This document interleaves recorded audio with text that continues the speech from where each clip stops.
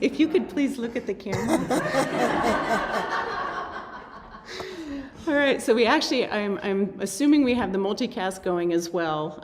We're trying to do everything from Guy's computer because we have no power here and no internet, so we've got quite a little assortment of tools going on here, and everyone pitched in to help, but we're going to go ahead and go with class, and we have a nice audience here in the room. John's got his thumb up.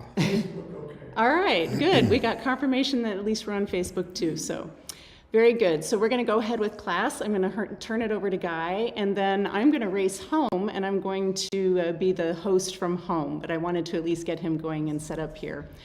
And I think we're all good to go, and are you okay with reading the title and the key lesson? I don't know what it is, so we'll do without it. That's all right. No, it's okay. Doug gave it to me, and I can bring it up to you if you want. Okay. I know it's The Secret of Self-Liberation or something like that. Hang on, I got it. I got it here, Kate. On my computer. Well, just say it out loud, and then I'll say it here. Okay, here it comes. I feel like I'm in the moon. The sun is on this side. The moon. Okay.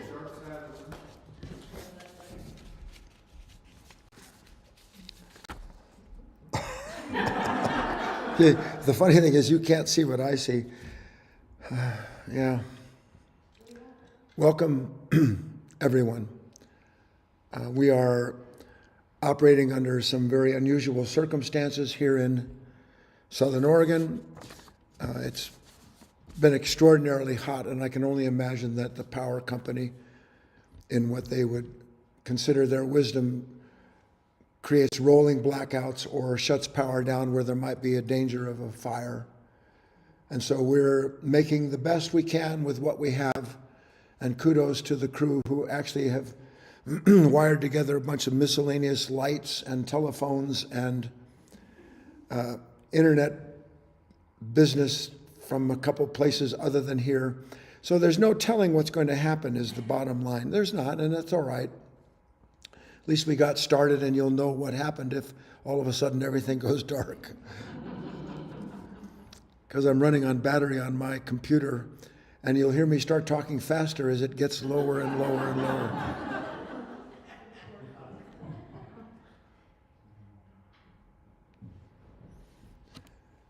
So I don't know how many of you are still out there and having joined us. I'm trusting that we're still streaming. Let me welcome you and the surprising number of men and women in the room given the heat. I thought I would be all by myself this evening, and I'm glad to see you. I can't look left, so I'm not ignoring the people on the left.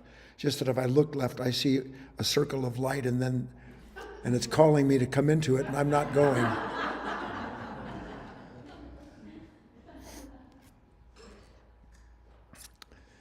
On Wednesdays here at the foundation, and I've been away for a couple weeks, as most of you would know if you've been tuning in, we have something we call Discovery Wednesday, which is where for a period of time we work as a group where for a certain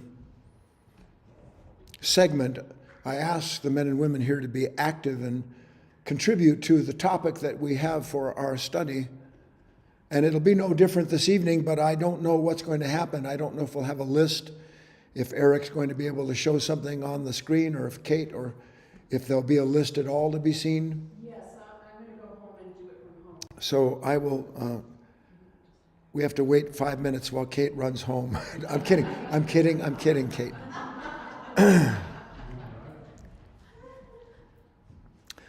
Let me read the topic and the key lesson, and then we'll do the best we can do. I hope that you'll contribute so that we can all learn something invaluable tonight.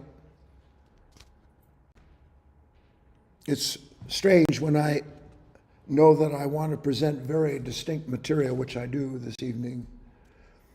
Invariably, there'll be some difficulty. It's rather extraordinary.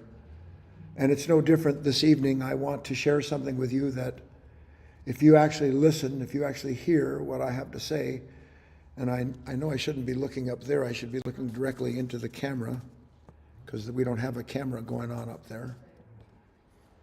So I have to look right at myself the whole time. Boy. If you really listen, I can assure you that you will hear something that has the power to directly affect you upon hearing it, but more importantly, if you consider what it is that we're going to share together, I can promise you there will be a lasting impact in your life. So let's get going. The title of the talk is The First and Last Step to Self-Liberation. The first and last step to self-liberation. So in the title itself, I'm alluding to the fact that there is a definitive step that one must take, and that it isn't just the first step, it's the last one, and it's every step along the way. Every step along the way to self-liberation, to rebirth, to awakening, what you want to call it, doesn't matter to me, is the same step. The key lesson is one of the ways the unconscious divided mind hides the pain inherent in its conflicted nature, not to mention its inability to bring an end to its suffering, is by repeatedly condemning itself for doing repeatedly the very thing it keeps telling itself it doesn't want to do again. Isn't that a phenomena that I do time and time again without knowing it, only knowing it after I've done it, after I've said it, after I've been the instrument of that cruelty, that impatience, whatever it might be? That it's only after that that I suddenly recognize what St. Paul continued to say through his life. I just did the evil I don't want to do. I didn't do the good I know I ought to. I did the evil I ought not. And then we do that for an entire lifetime. And I will tell you that unless you understand what it is that I'm going to share with you, not because I'm sharing it with you, but because you need to understand what is it that is causing that constant behavior that you don't know you are the instrument of until after you have instrumented it, and then you regret or despise or hate yourself or find a new enemy somewhere out there. Sorry, I must train myself to look at this screen. I want to be with you.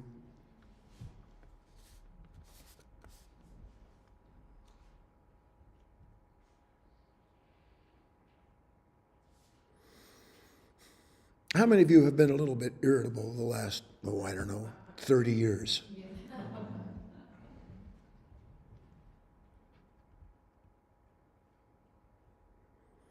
Isn't it extraordinary that I can be irritable with someone or something over and over and over and over again,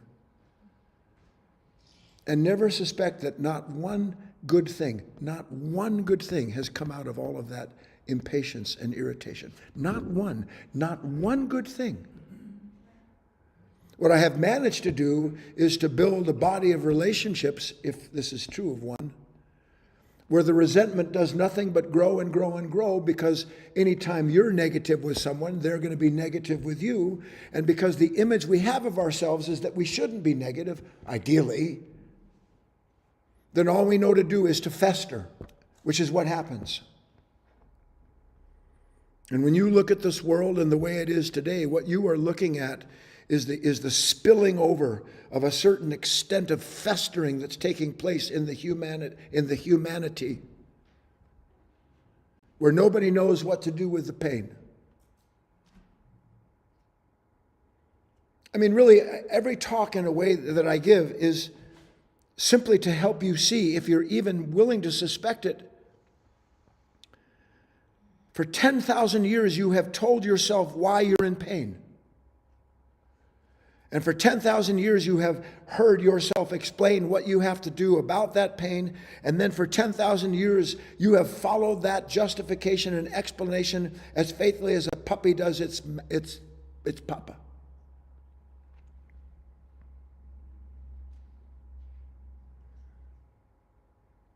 And I know this will seem like a strange transition before I get into the story. But there is that saying in Scripture, and of course in every true religion, this idea that's going to blind people. one must lose their life to gain it. To be reborn, a person has to die. And it's a lovely idea. But the truth is, it's not an idea. The truth is, it's actually a description of a very specific process that the willing soul is intended to go through. But the willing soul, in order to go through the process of giving itself up, has to see and understand that there is no alternative to that. And you always have alternatives, do you not? An alternative vacation, an alternative teaching, an alternative food, an alternative direction. Every possible alternative there is what our distractions are. And they're all for absolutely nothing. And I can say that with no equivocation whatsoever. All for absolutely nothing. As you should know, but now must strengthen that understanding. Here's the story. Take a nice deep breath, wherever you are. A young prince, I'm just going to look here for a while, okay? A young prince was sent by his father, along with his father's high minister, to a distant part of the kingdom, where the purpose of the visitation to the distant part of the kingdom was to bring some of the wisdom and the strength, some of the light itself that radiates from the center of the good kingdom into the far distant parts that almost have no light at all.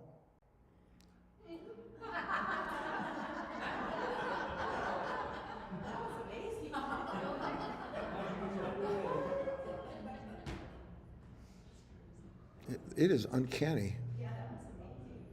The exact same thing happened 2 weeks ago when I said the word light. Well, I don't know what to do. I think just keep going. Okay. Guy, whoa, hi, this is Kate. Hi. Yeah, keep going, and just let's stay with this setup for the rest of class. Okay. It'll work. I'll try.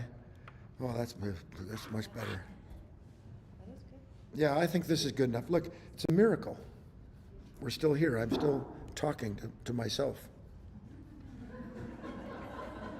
But now I can see you.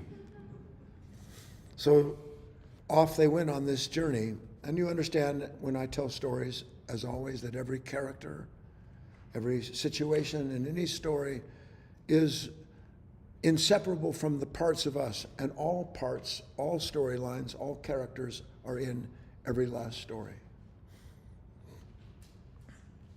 And so they go about their business. And when, after a very arduous journey of, say, 7 months, they're headed back home,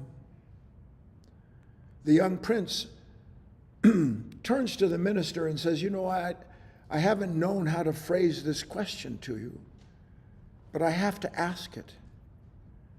How is it, the young prince said, that throughout our travels together, when we've been exposed to so many different conditions, whether we were hosted by nobles, surrounded by pleasures, or as happened several times along the way, we were captured by bandits and placed in terrible places and subjected to terrible treatment. How is it that in spite of all that, and I watched you, he said, I didn't want to say anything, that you always seem to have a sense of peace, a composure to you. You know, I almost lost it 1,000 times. How is it possible? I want to know, please. Now, stop in the story for a second. God, don't you want to be a human being who, when you're suddenly captive by a condition that is not what you want it to be, wouldn't you like to be someone who didn't turn cruel or impatient or angry and bitter? Wouldn't you like that? Not to spill your enmity out on other people. Let people know by your attitude and facial expression that you're irritated, and all the things that we do when we are subjected to conditions we don't want. When things are pleasurable, it's a gas. So the young prince said, I'd like to know what the secret of your composure is. And the good minister smiled. He said, it's to no credit of my own. He said, in fact, your father, the king, he sent us on this journey to these distant realms of our kingdom, knowing, actually, that we would be subjected to many varying and challenging conditions. And I suspect that he sent us there hoping that when we came back, you would ask this very question of me. He said, well, I am asking it. Let me ask you, said the minister, why are you asking this question? Because I want to realize whatever it is that you know and allows you to be the way that you are. The minister said, first he said, it's through the dedicated service to your father that however it has come about, and I will speak of it if you wish, that there is this grace, there is this inability, there is this ability not to hurt others. But it only comes, he said to the young prince, with a very specific kind of awakening, he said. Awakening, he said. Awakening to what? And the minister said, to a kind of higher understanding. He said, but I must tell you before I go any further, the knowledge that you're asking me to share with you, it comes at a tremendous cost.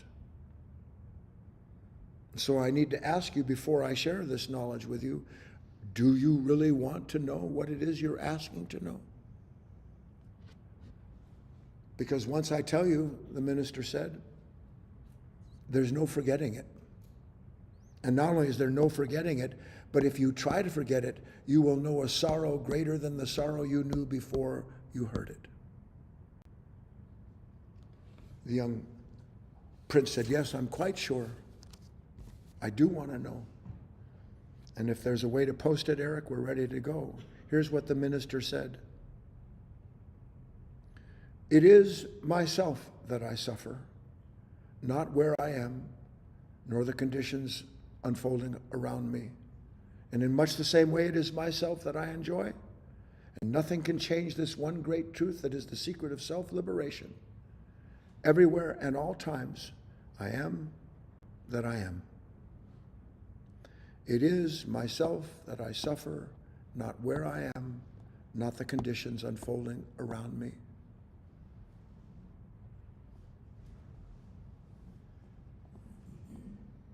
Do you know what a different world it would be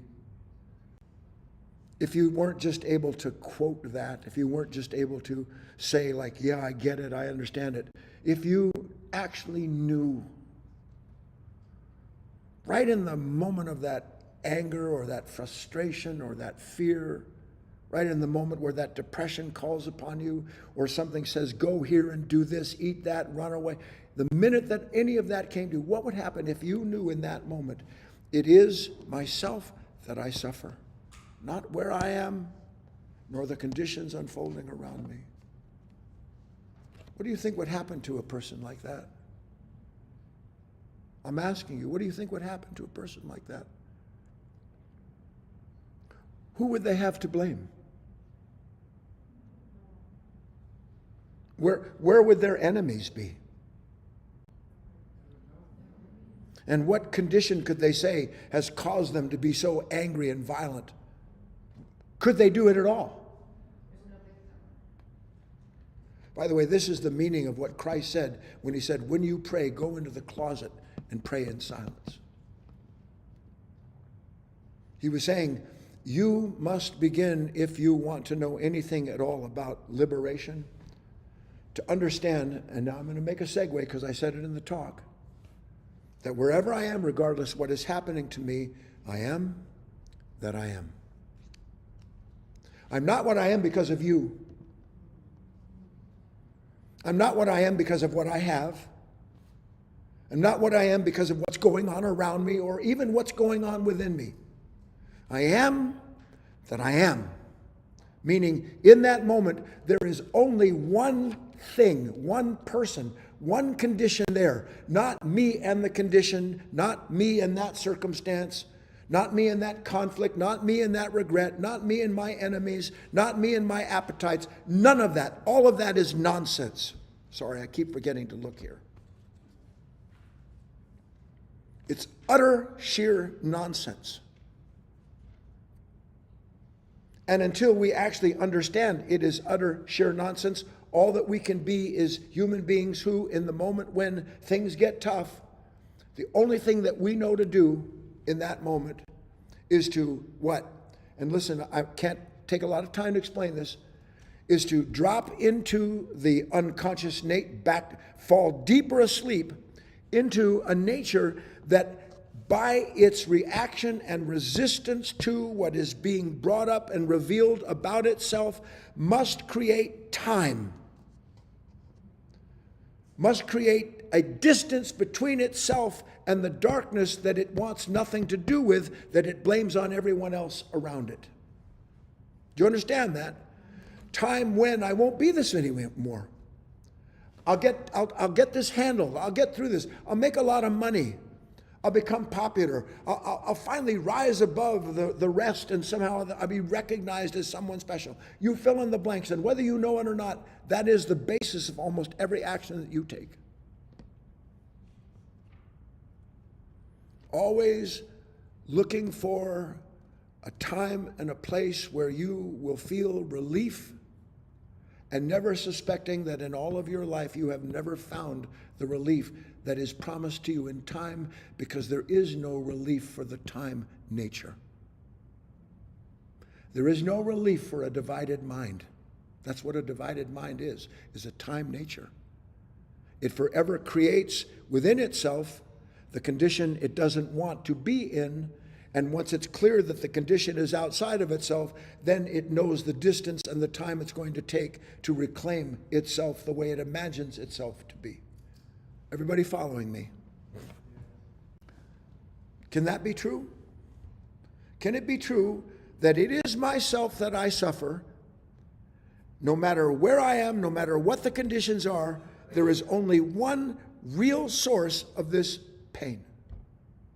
Now, I'm going to spend the next 34 minutes showing you that, because you don't believe it. You can say you believe it all day long, but when the rubber meets the road, what is it that happens to you? You know the road runner? Beep, beep. And Wile E. Coyote forever chasing you, calling on the Acme Rentals in order to capture you. I'm flashing back. I used to love the road runner. We're going to make a list. Check it twice, see if you've been naughty or nice. So let's get ready. Here, I'm going to give you the topic. We can bring it up on the board if it comes up on the board, or wherever you are. I hope it comes up somewhere. We're going to make a list. We're going to work together. Here's the list. Name some familiar, unwanted condition, any ongoing circumstance of the unwanted kind from which you would like to be set free. Name some familiar condition, any unwanted, ongoing circumstance of the unwanted kind, from which you want to be set free. So let me prime the pump, if I might, and then we can get going.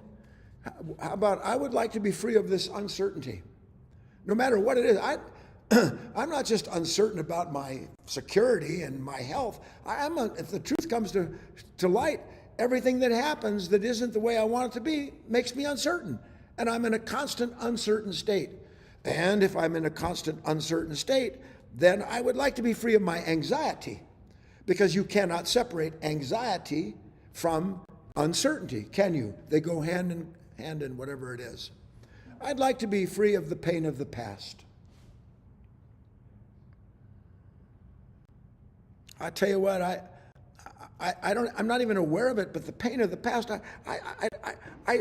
I don't understand why I'm all the time reliving things that as I relive them, I wish I wasn't doing it.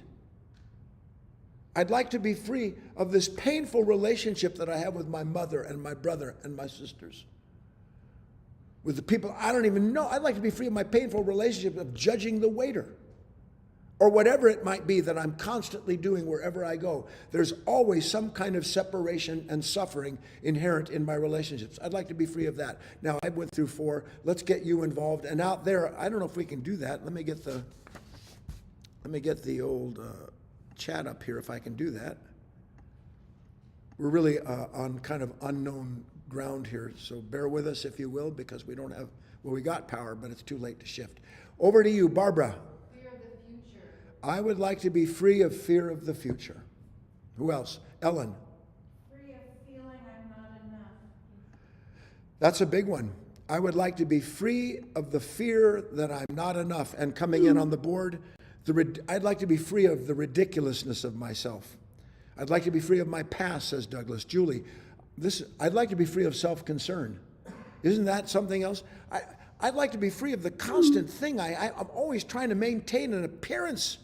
Isn't that painful? I'd like to be free of that. Judith, free of the feeling of lack. Yes, of course. In the room, anybody. John. Free of lashing myself when I make a mistake. I'd like to be free of no longer punishing myself when I make a mistake. I'd like to be free of making mistakes, but barring that, it would be nice not to beat myself up every time I do it. Leah. Appreciation. I'd like to be free of my endless need to be approved of. Isn't that a bear? And doesn't that go everywhere with you? Rebecca, I'd like to be free of my conditioned mind. Guess that's a catch. All sense and make it responsible for my pain. Yeah. If you knew you wanted to be free of your conditioned mind, you wouldn't struggle with the things that you blame your conditions on. Gloria says, free of the pain free of the pain that's going on in the world. Tony. Free of the certainty of being right. I'd like to be free of my certainty that I'm always right, of my all-knowingness, even though I don't really want to be free of it because I call on it all the time, or more accurately, it calls on me. Robert, free of my wanting. That's a big one. I mean, that kind of summarizes everything. I'd like to be free of my wanting. Anybody else, please? Mike. Wanting to punish others. I'd like to be free of feeling like I have to let others know where they went wrong and I'm right. They should be like me. Who else? Sally. I'd like to be free of all of my demands. This is a big one.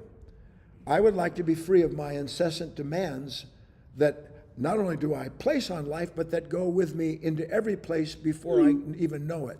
I'd like to be free of the fear of being me. I'd like to be free of all fears. I'd like to be free of the worry and stress about business and money. Anybody else? Leah, again. Negativity. Pretty simple. I'd like to be free of my negativity. Wayne. I want to be free of my constant judgment. I'd like to be free of constantly judging. Anybody else before we move on? John? The need to always have the last word. That's a big one. I would like to be free of always having to have the last word. Teresa says, free of fears. That comes up. Free of, this is interesting. I'd like to be free of being so hypersensitive. How many of you are hypersensitive? And by the way, that's not flattery. I'd like to be free of my addictions, someone says. All right, pretty good list. Probably 25 or 30 to the list. Yes or no? Everybody agree? Yes. Now, take a deep breath because we're going to take a little dive here. All these different causes. Free of this condition of people that I want to stop defending myself in front of, so I blame my being defensive on the people. Free of this sense of my insecurity, of my uncertainty. I can't have uncertainty unless there's a condition that I blame for that uncertainty. Free of this worry and stress about tomorrow. Well, how can I be free of this worry and stress about tomorrow without some tomorrow that I believe the condition needs to be the way I imagine it should be? I just want to paint together in your mind as best I can that we have all of these seemingly different causes for this thing that we want to be free of. But in it, there is one hidden and very obvious truth that all of these responses share in common. Because did we not name 30 or 40 different things we'd like to be free of? And by the way, don't all of us want to be free of those 30 or 40 different things at various times? So that automatically shows you that really you're not the only one who wants to be free of these things, but every human being to some degree wants to be free of that darkness that seems to come over them given the unwanted condition. Yes? So it seems on the surface of these things is that what I want to be free of is the conditions that I resist. That's what I want to be free of. I want to be free of the conditions I resist. I resist not being wealthy. I resist not being approved of. I resist not having enough. It doesn't matter which one of the things we pick. The bottom line is that we believe that what we want is freedom from the conditions that we resist for the pain that they seem to bring to us. We want to be free of the conditions for the pain they seem to bring to us. Everybody following me? But far more difficult to grasp and very much to the heart of our topic is what we really want to be free of is who we become in those moments when the conditions challenge who we assume we are. We say we want to be free of the condition. You'll never be free of the conditions until you're free of the consciousness that is responsible for reacting to the condition and blaming your pain on that circumstance or person outside of you. This is a critical comment. And it goes with what that minister told the prince, doesn't it? It's myself that I suffer, not where I am and not the conditions unfolding around me. Meaning that what I think I suffer in the moment isn't what you said. What I think I suffer in the moment is what you said. What I think I suffer in the moment is that things aren't going the way I want them to go. But we're discovering, if we're doing it at all, that the truth is it isn't the fact that you said this or that they did that that's causing me this moment. What the moment really is, hold on because this is challenging, is that I want to be free not to be me in that moment.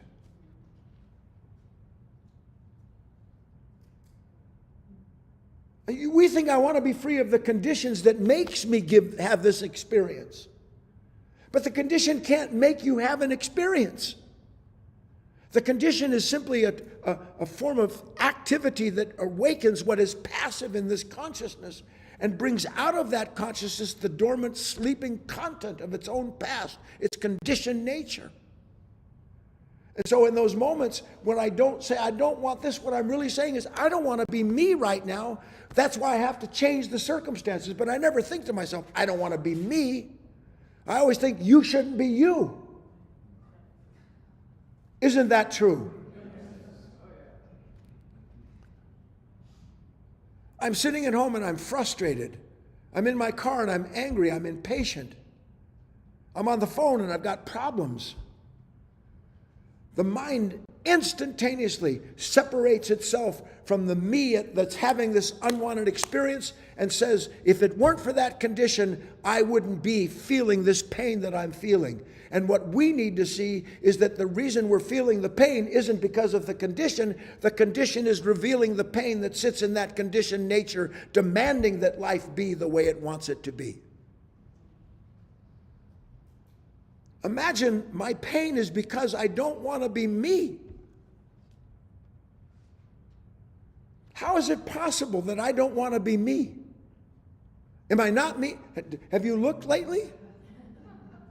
No, honest to God, I cannot tell you how earnest I am in my wish to get you to see something. I'm sitting at home, I'm talking to myself about what they did. I'm going over what may happen tomorrow. I'm anxious for what happened. I've never been able to resolve it. I look out at the world's going to hell in a handbasket. And I look at all this and I go, oh my God, what am I going to do? And I'm in pain, and I believe the pain I'm in is because of my perception of the moment, failing to see that it's my perception that is the cause of my pain. Because my perception doesn't exist without something in me that believes what I see should not be the way it is. That you ought not be the way you are. The world shouldn't be the way it is. And how do I know that it shouldn't be the way it is? Because of how much pain I'm in.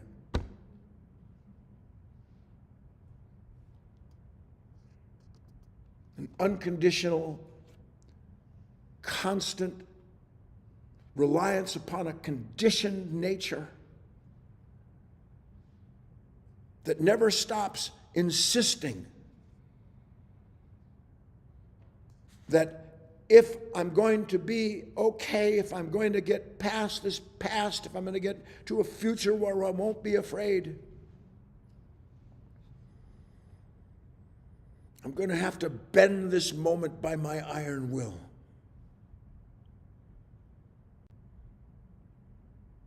I'm going to make it right.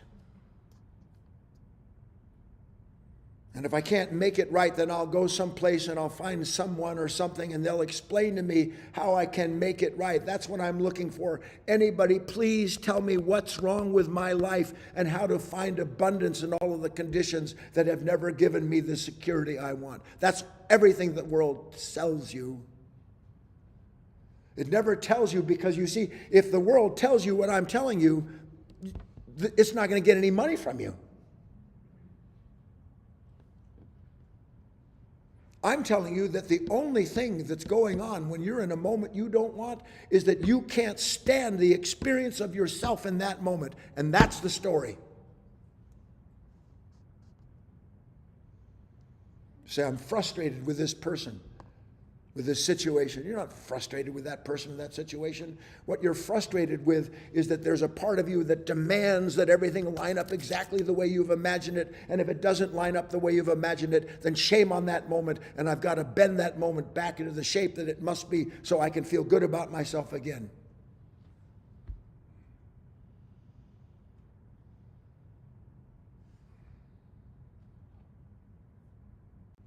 Whatever is being resisted in a moment cannot exist without a distinct sense of I that opposes the moment of its appearance. Whatever is being resisted in a moment cannot exist without a distinct false sense of I that is challenging the moment. And we actually believe that our conflict with the moment and the pain inherent in it proves that we know how the moment should be. You know what that kind of conflict proves? Proves that you're asleep. Proves that you know nothing about the will of God that you say you want active in your life. That's what it proves. When was the last time you were in pain and you even had an inkling of this idea, not my, but thy will be done? So that I'm going to sit here and I'm going to accept, and it's true whether you understand it or not, I'm going to get into it in depth in this talk. What happens to a man or a woman who, again, I'm sorry, I'm not looking at the screen. You'll have to forgive me. Got 1,000 things on this screen. What happens to a man or a woman who actually understands to some extent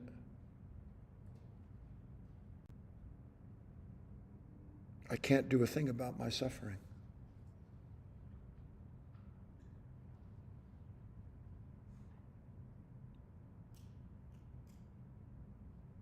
I know that I've suffered all of these years, and all of these years I have told myself how I can bring an end to the suffering.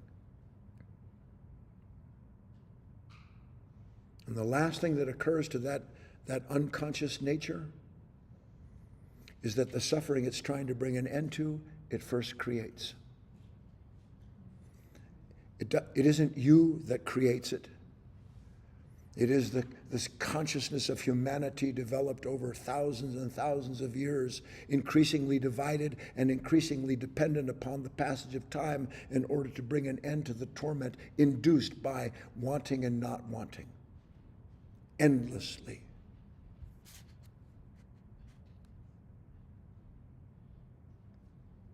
That's what's so challenging about this. If it's true that it's myself that I suffer, not what you did, not where they went, not what they're doing, if it's myself that I suffer, how in the name of God am I going to bring an end to the suffering when I turn to myself to tell me how to stop suffering?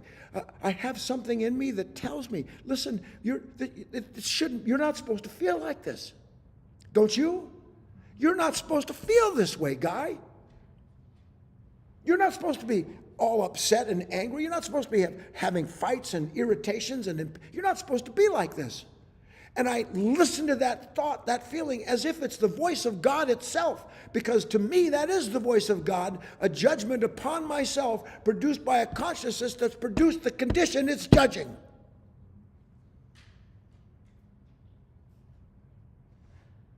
And then I sit and I obey. I obey because I don't know what to do if I'm not trying to save myself from myself.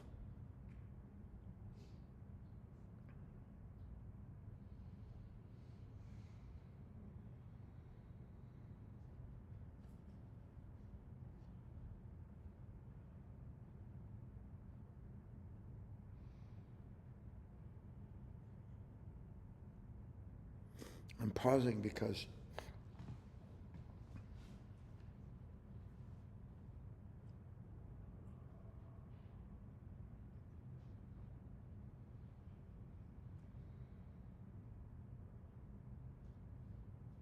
you just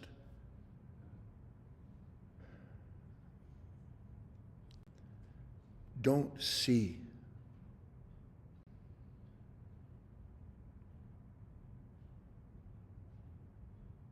And you think you do.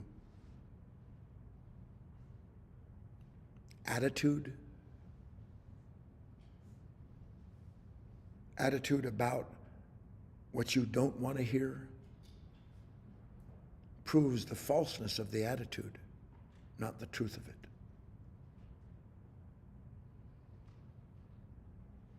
So many of you are bored with your life. You know why you're bored with your life? Because you live from a consciousness that can only repeat itself and then promise you one time when it repeats itself, it's going to bring an end to the pain that keeps repeating itself.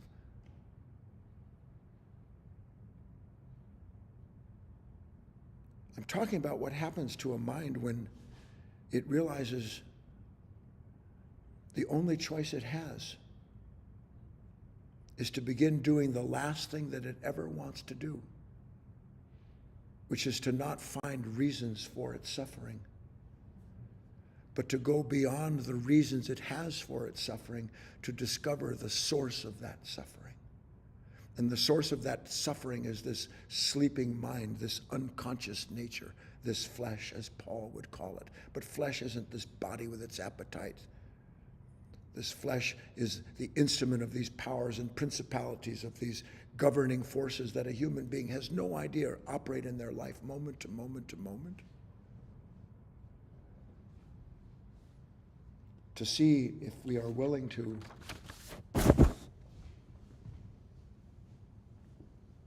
that this event that I'm sitting and worried about and frustrated with, angry over, it comes back and it comes back and it comes back and it comes back. Doesn't it? How many times have you said you want to be free of your fear, free of your uncertainty, free of your impatience, free of your sarcasm, free of your... How many? We went through the list. But I'm not free. I'm like some strange servant that obeys instantaneously the moment that my mind points to this person or that problem and says, there it is, get to work on that. Just get a little more of this, just get away from that, just do that. You'll see, that's the time nature that I described to you.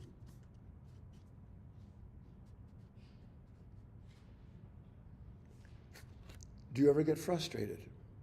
We didn't bring that one up. I'd like to be free of my frustration. Is it the moment that's frustrating? Yes, it is. That's what you say. Yes, it's the moment that's frustrating me. Can't get the computer to work. Speaking of computers. Can't get him to be the way he needs to be. Can't manipulate everything into the proper place in order to make sure that I'm comfortable. I'm frustrated. I'm asking you, is it the moment that's frustrating? Is what you do or say the cause? You're with people. Do you not feel frustrated with them? You think it's what they say and do. Do you not that causes the frustration?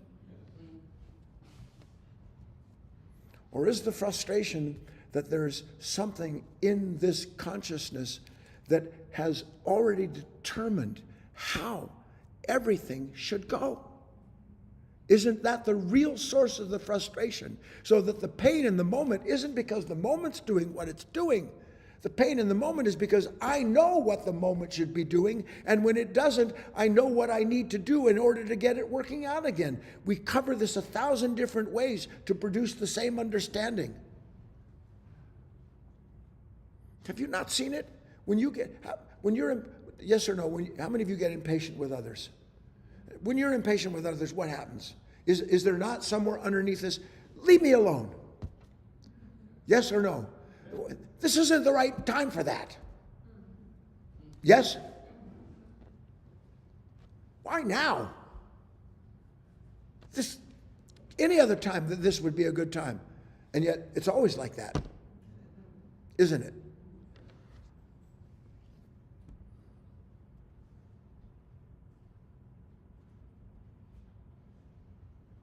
I don't know if I'm connecting at all the dots that I intend, but I can summarize some of this and then bring it to you as a question. I can either continue to suffer with no end in sight,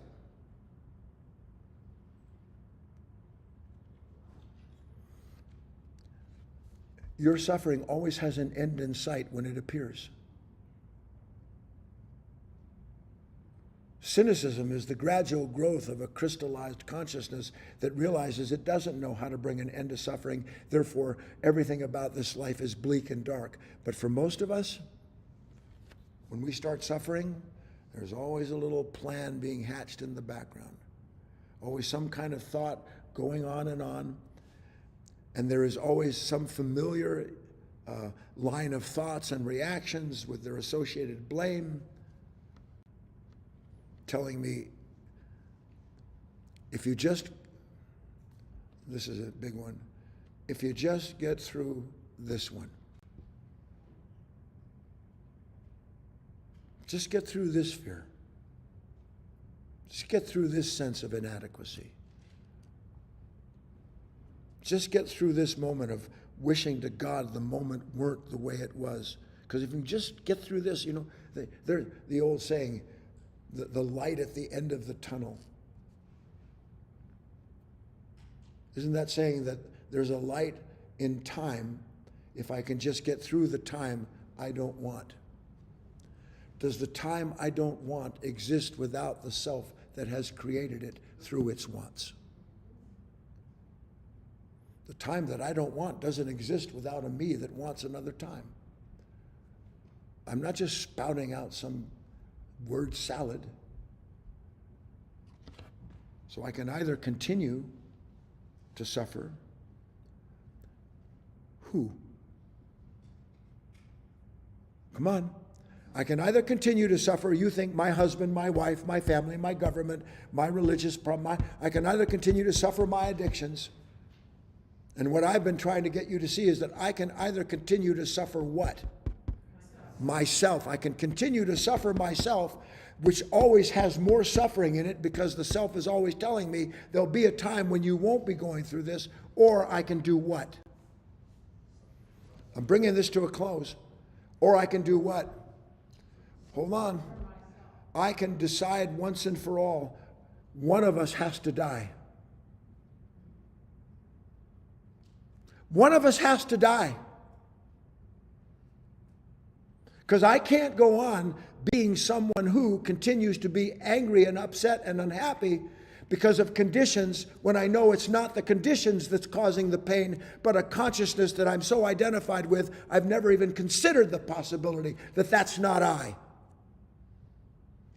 And yet if I see it quite clearly, it can't be I, can it? If you see this, how can it be I who is responsible for the consistent conflict I have with everything and everyone around me when it doesn't measure up? It can't be I. So there is an I, there is a nature, a fallen nature, a mind divided against itself.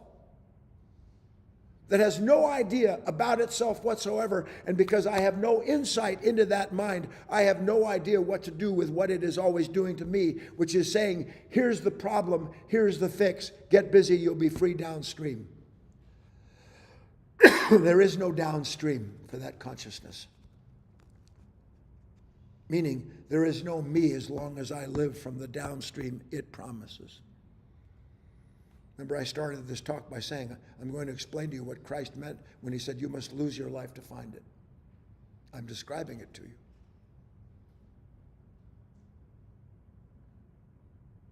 And I always come to this point in a talk, and I'm glad I've got 5 or 6 minutes left.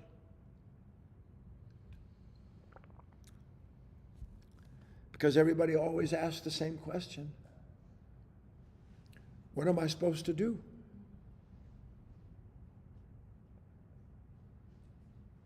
Well, let's examine it. What have I been doing without knowing it?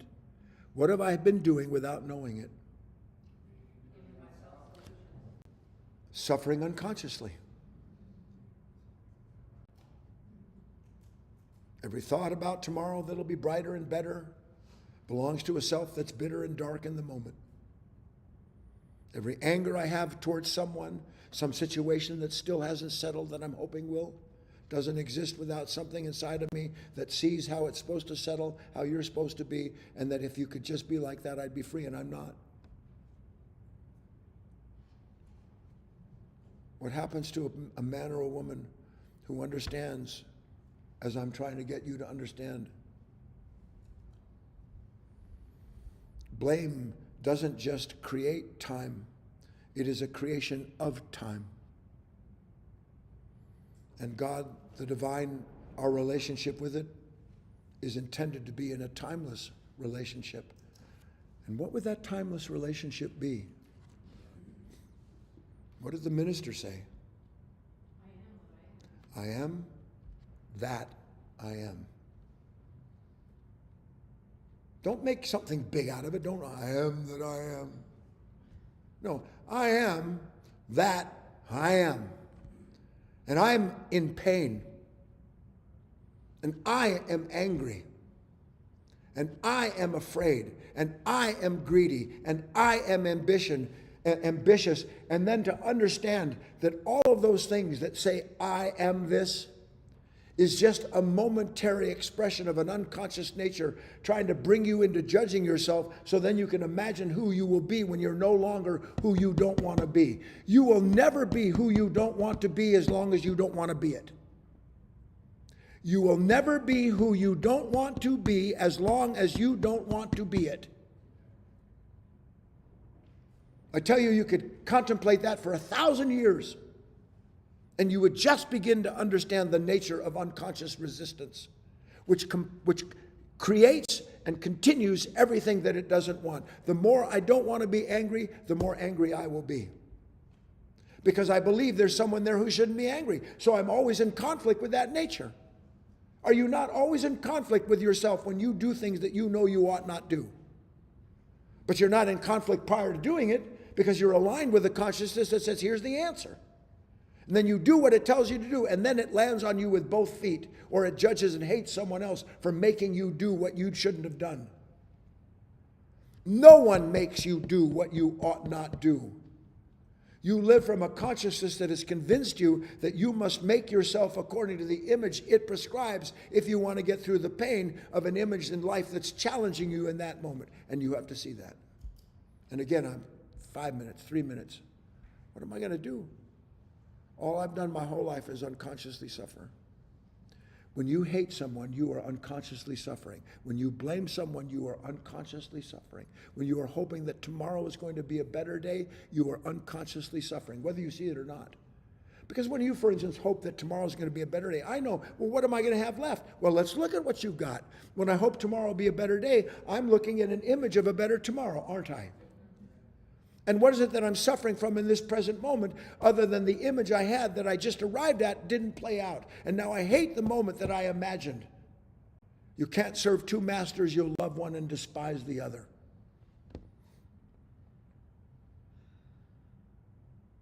I worked on this for days. And will spend the rest of my life trying to contemplate a way in order to convey this idea.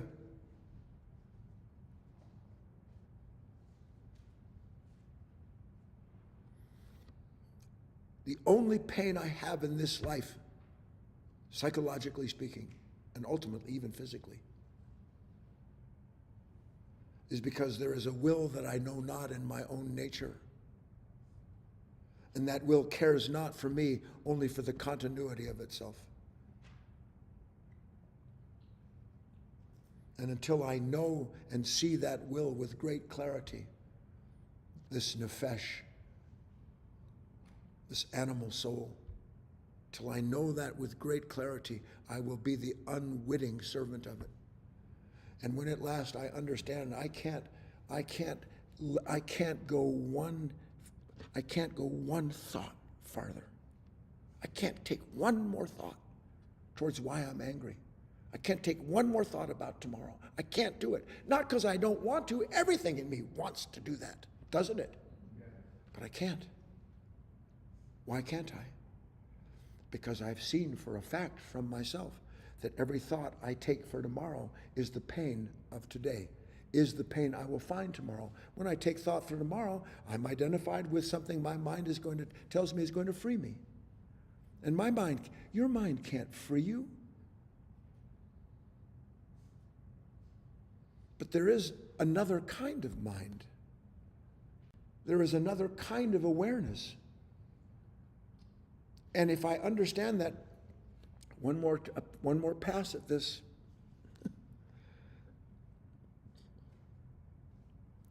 That awareness, that intelligence tells me unequivocally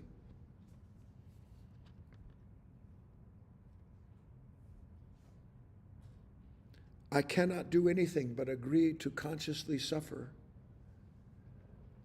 the me that I don't want to be.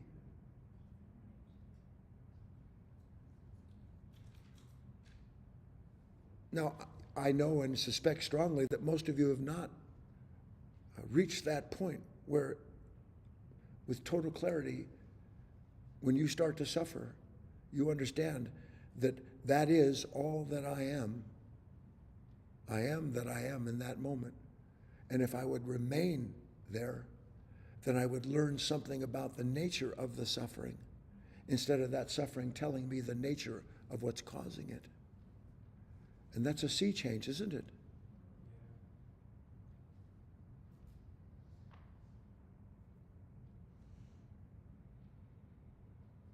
When you think about alternatives without knowing it, you're thinking, is there an alternative me?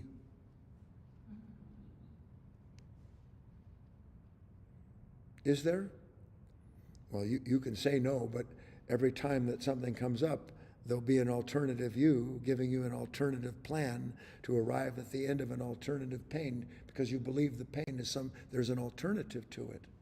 And the truth is there is an alternative to it, but not that you can take yourself to, but you arrive by dying to all of the alternatives, by agreeing it. And real prayer is uttered from this. I tell you, real prayer is uttered from this. Do you know I made a note that I'm going to give a whole talk on. Do you know when real prayer comes out of the human heart? Real prayer comes out of the human heart when the human heart understands that pain leads it to prayer. That's when real prayer starts. When I don't need myself anymore because I see that I'm a liar and a thief left unattended. Real prayer is born out of actually recognizing beyond the shadow of a doubt of myself, even as Christ said, I can do nothing. Of myself, I can do nothing. Oh, what I can do is continue to imagine conditions where I won't be me anymore. I struggled because it's kind of in a negative in a way. That's all I think about is how not to be me. When I'm in pain, that's all I think about, how not to be me. But I don't think to myself, I'm thinking how not to be me. I'm thinking how you cannot be you anymore. Yes?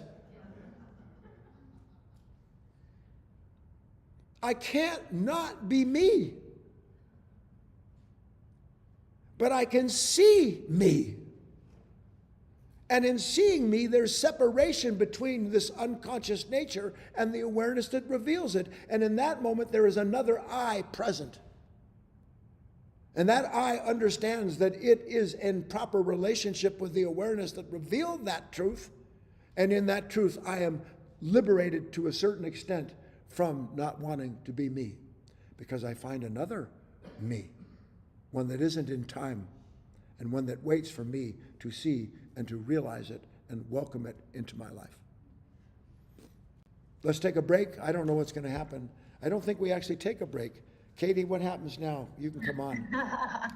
No, we don't take a break. We're not going to do that since you're on your laptop and the multicast just kind of continues on. So, but the folks in the room can stand up and stretch in place. And I do have a couple of announcements. So that'll be a nice little moment for everyone to just take take a breath. Sure. And let's see. So first of all, Guy, I want to make sure we plug in your laptop. Can you tell if it's plugged in up there? Heidi's doing it right now. I was down to 32%. Great. All right. Here we go. I'm juiced up now. Aha, I heard that. That's the magic sound. Yeah. All right, good. So then, while we just take a moment, I want to tell everyone about a little special promotion we have going on right now.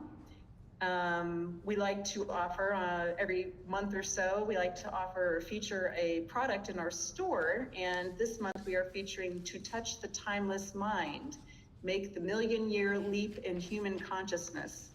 It's a 2-part program. It's a 2-hour program. This is actually a really neat pair of talks. This Guy attended the 10th Annual International Conference on Science and Consciousness a while back, and he gave a keynote address and did a special seminar at that gathering. And in fact, if I remember correctly, after you gave your keynote, everyone stood up in a spontaneous ovation. It was so well received. Yeah, and I actually thought they were coming to get me. I did. I actually had a moment of fear when they stood up. I've been thrown out of places before. Well, that must have been a nice surprise then. It was. They didn't come running. They just applauded. I probably stood there like a deer in the headlights. It might have even been captured on camera, but unfortunately, I don't think we have the video version of it. We just have the audio, but Yeah. All right, so you actually, if you are interested in getting a hold of this really special pair of talks, we offer it to you if you make a small donation of $10 or more. You can go to guyfinley.org/timeless, and that will take you to a page where you can do that.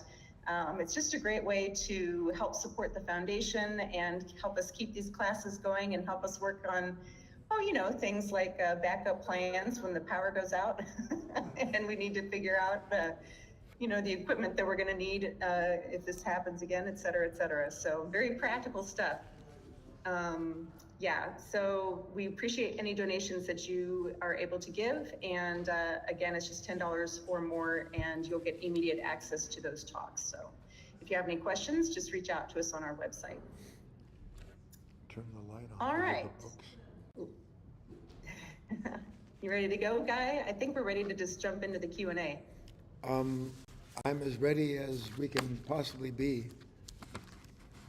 All right, so I actually have 3 written questions, and everyone, this is out there, the people who are online, if you want to participate on GoToWebinar, you know that you can raise your hand, just click or tap the hand icon, and that puts you up at the top of the list, and I know you wish to speak with Guy.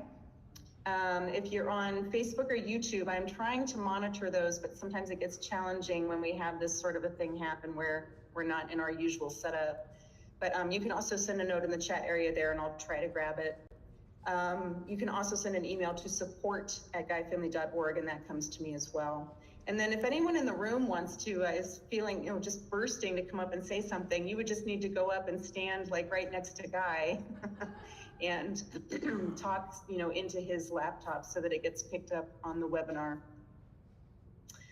We'll start off though with this question that was left over from last class. This was sent in to us by Bay Trees. She says, you stated God doesn't push or pull on us. He reveals his goodness through his creation. And you gave the visualization of butterflies and bees come to your garden if you have the proper flowers welcoming and nurturing them. Could it be? I'll send it here to you, Guy, in your chat area as well. Yes, please.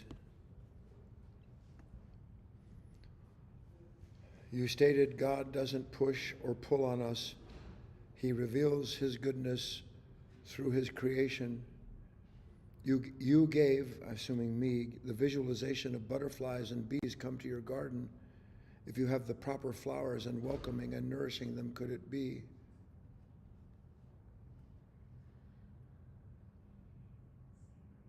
You know, Beatrice, I'm not entirely sure what you're asking me. But I can tell you that the idea of visualization when it comes to a relationship with the divine is dead before it starts. Who's the me that's apart from God that I see?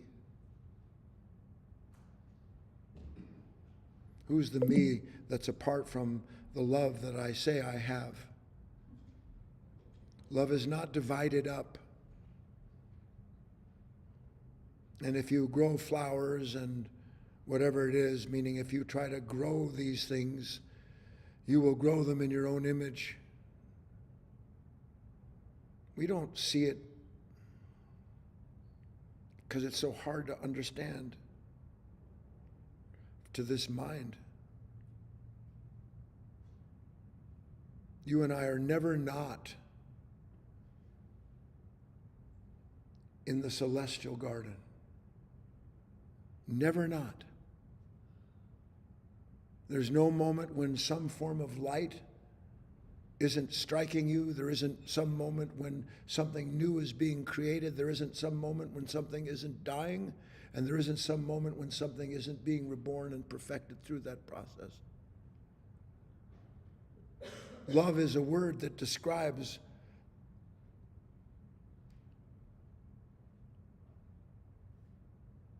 the perfect unity of that moment. A mind can look and describe the individual aspects, the characters and qualities of that moment, but the mind that describes any moment is apart from the moment it describes and therefore knows nothing of what it's talking about.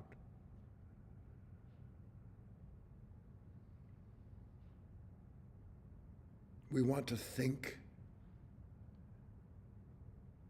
Do you know why we love thinking so much? I said this before while I was away. Thinking gives us the experience.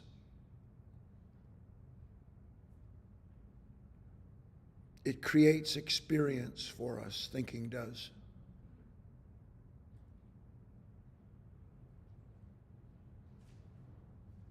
And at some point, if I was able to speak of it at all, I have to recognize how I don't want to create my experience anymore. That's the hardest thing, isn't it, to think about? I don't want to create my experience anymore. And who could ever have a thought like that other than someone who has seen to some extent the truth that whatever the experiences you create for yourself comes with the end of that experience and the self that created it, without exception. Without exception. So the tomorrow that I have planned for myself, I've created that experience. I can't wait to go on this trip, to go here, to do that. I can't wait for all that.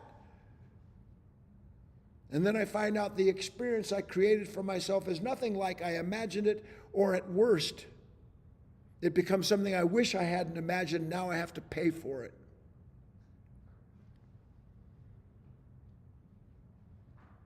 I gave that talk while I was in Florida. I don't want to dream anymore. That's what dreams are, is the creation of experience and the self that experiences it.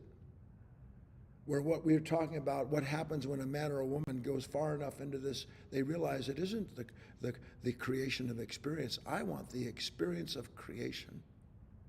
I am made in the image of the divine. I want the experience of creation. I am the experience of creation. With God as my witness, you will understand something of the nature of liberation when you participate in the fact that you are never not being created anew, you are never not giving something up, and you are never not being perfected through that process.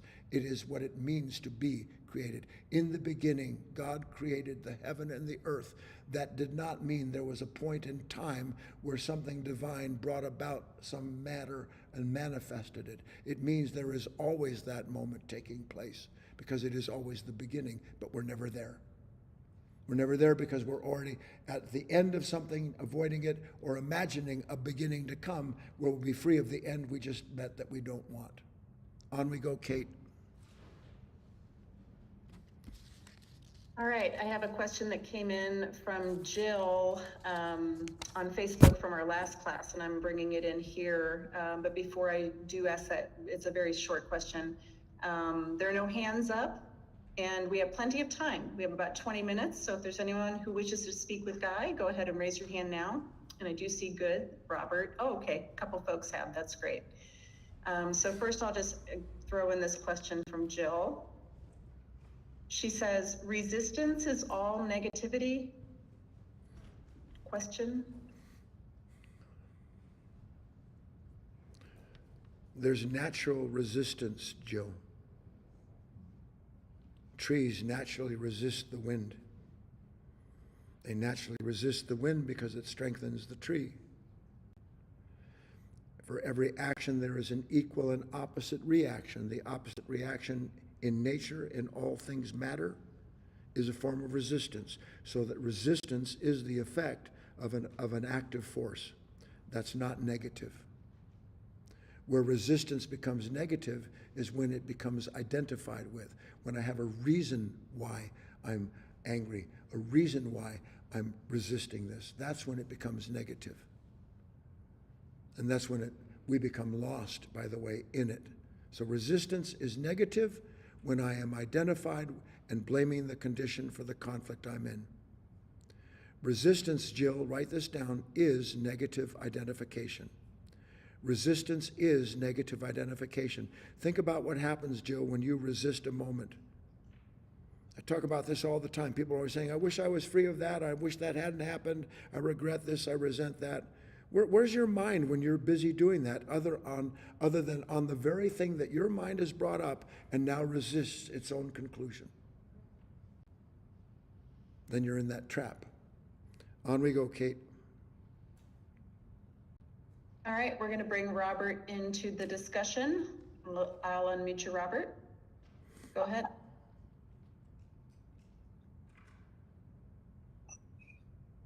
Please Robert? bear with this. Can you hear me? Yes, Robert. Okay. Please bear with this rather strange metaphor, but it's something that I've been thinking about and is in line with your talks. Okay. So, in essence, I'm at war with gravity. So I build tall buildings so that I can look down at people. And I have daily woe for not living at the top floor of the Burj Khalifa. And yet part of me says, how ridiculous this is. Gravity isn't my enemy.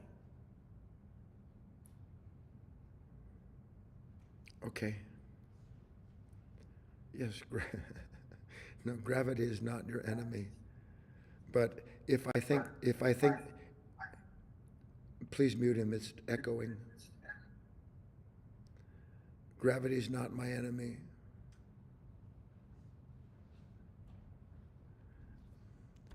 I don't know. I'll never weary of trying to explain how in the name of heaven could Christ say, love your enemies?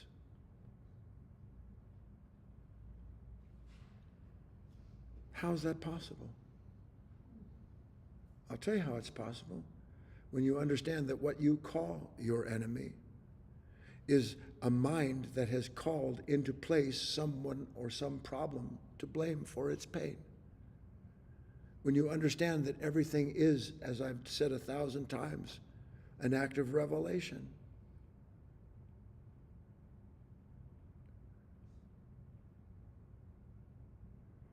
Enemies only exist in time.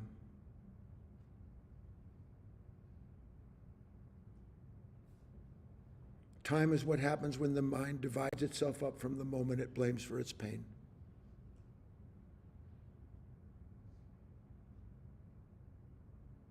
If you even remotely understand that enemies only exist in time, and you understand from what we've talked about that this mind never stops creating time so it can escape the pain of itself, the conflict of itself, then you understand that's why you have enemies. Because they're part and parcel with what you're trying to blame for your pain and trying to get away from, and you can't and never have. But to love your enemy is to love the condition that reveals to you the consciousness that is forever making time and its own torment accordingly. Do you understand that?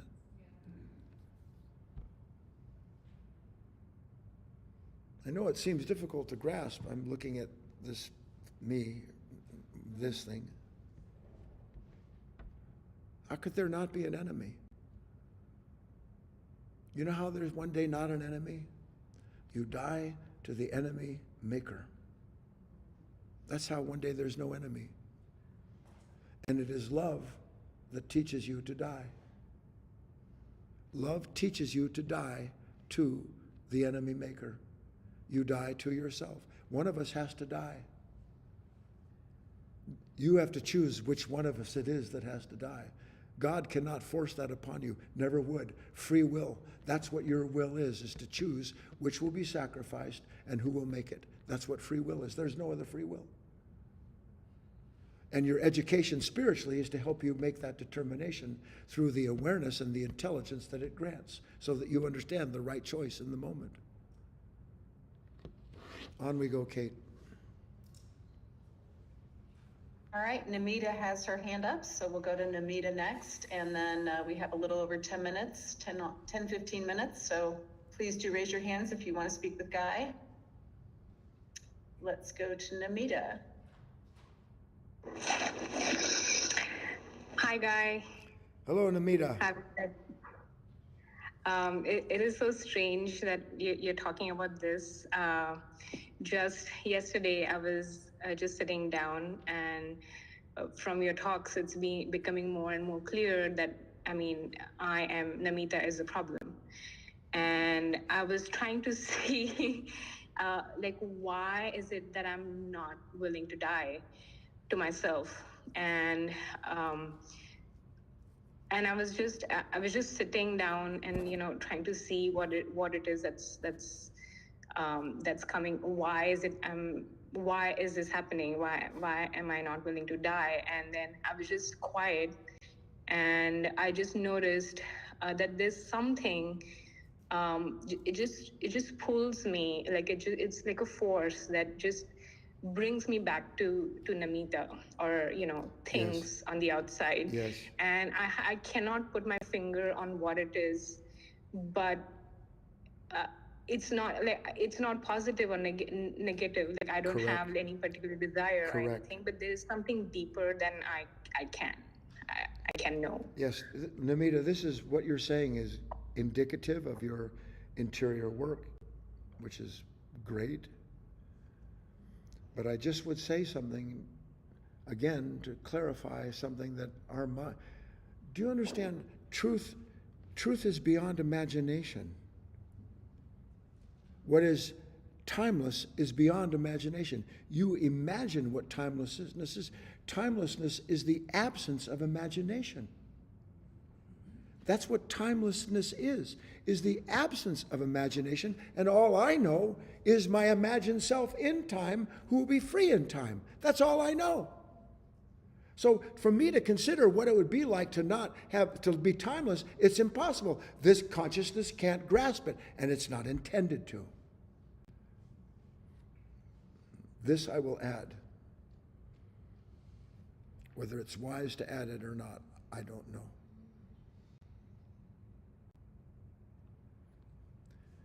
You can understand to some extent, can you not? And I think, Namita, you're intimidating this? What? Intimating, thank you. Thank you. Oh, you all said it at once. I thought, what happened? Namita is intimating that there is a life, a timelessness that is unending, and that she can't enter into it of her will. Take a deep breath. If life is timeless, so is death. That's what you don't understand. You want the death. She says, I can't bring myself to die to myself. You're imagining what that is. If you live, you die. If you live, you die. Because to live is to be a part of life. And to die is a part of life, inseparable from it. And to die in life is to see that I cling to life, but a life that's made in my own image and that I don't know what to do without. And so I have time to get it right and time to save myself. No, life is timeless, death is timeless. It is a singularity. So that I die all the time. That's what it means to conscious suffering is the participation in a timeless death. But in the timeless death is the timeless resurrection of the consciousness willing to go through it. Can you follow that? That's the interior life, the real interior life. Where I'm not thinking about it, I'm going through it. I am the Christ on the hill. Because in scale, what do I want to do? Not forget you, Father. I want my will. I want tomorrow to be better. I want the past to be solved. Forget all that business about giving myself up so that something higher can have its action on me. I'm not on board with that. I'm on board with seeing that I get everything the way I want it. But to understand that that doesn't work and never has is the beginning of realizing I am. The story of Christ is not separate from your life. It didn't happen then.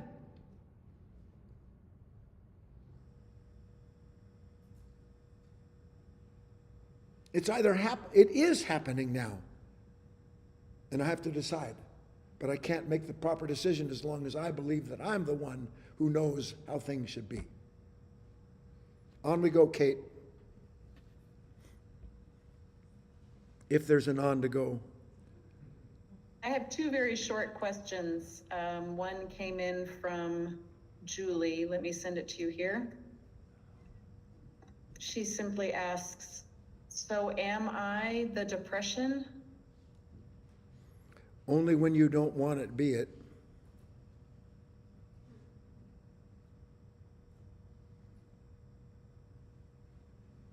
Who's depressed? Something that's apart from the moment where some conditioning is revealing something that took place, and I start thinking about it and I get depressed. And the more depressed I get, the more I don't want to be me that's depressed. And the more I don't want to be me that's depressed, the more depressed I am. You must see it. You're looking at me like sheep, like a deer in headlights. Do you understand that? What's the matter? There's just a noise. It's okay. You're in this room. You stay here in the room. See, that's the problem, really. I don't want to be depressed. Who's depressed? Me that is measuring the moment according to what the moment shouldn't be. That's who's depressed. So am I depressed? Yeah, I am, as long as I remain resisting the condition that shouldn't be the way it is. I'm depressed because I stop the moment. I stop in time what took place, then I imagine a time when I won't be that way again, and then I live my life going back and forth in that distance that never changes. That's the best I can answer that for now. Next, Kate.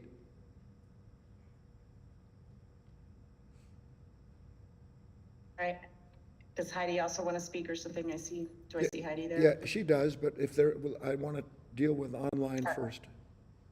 Gotcha. Here's a question from Tracy. She says, Guy, are memories mostly imagination? Mostly, yes. There are some memories that are very rare. Everyone here in this room can think of, there have been certain times in their lives when something was indelibly printed in their mind. That memory is real memory because it belongs to a part of yourself that was real in the moment and was awakened by that moment and understood something about itself through that moment. That's an objective memory. Those are the moments that change our life, I might add. Everything else is me recalling something that as I do, I relive the experience of the image that I made of the moment, which was never the moment anyway. My wife says we grew up together, but we have completely different memories because I don't remember anything and she remembers everything, and I don't know which is real. And the situation is, who cares? Honestly, who cares? I know it's precious, my precious memories. See, this is why people don't like me. I get it, it's okay. I have these precious memories. You have a love of the past because it produces a constant sense of yourself that's always familiar to you. And anyone who loves the past can never love the present. It isn't that there's anything wrong with having those things, having memories. Ran into one of Chris's grandchildren at the airport. I wouldn't have recognized her to save my life. She was like an adult. I don't know what happened. Honest to God. And I have a memory of Sophie, one of her grandchildren. And that wasn't Sophie that I remembered. It was shocking. Sophie anyway, it was Lauren. No, it was Gracie. Oh, it was. And that makes my point. No wonder it didn't look like Sophie. It was Gracie. Do I need a memory to be fond of somebody?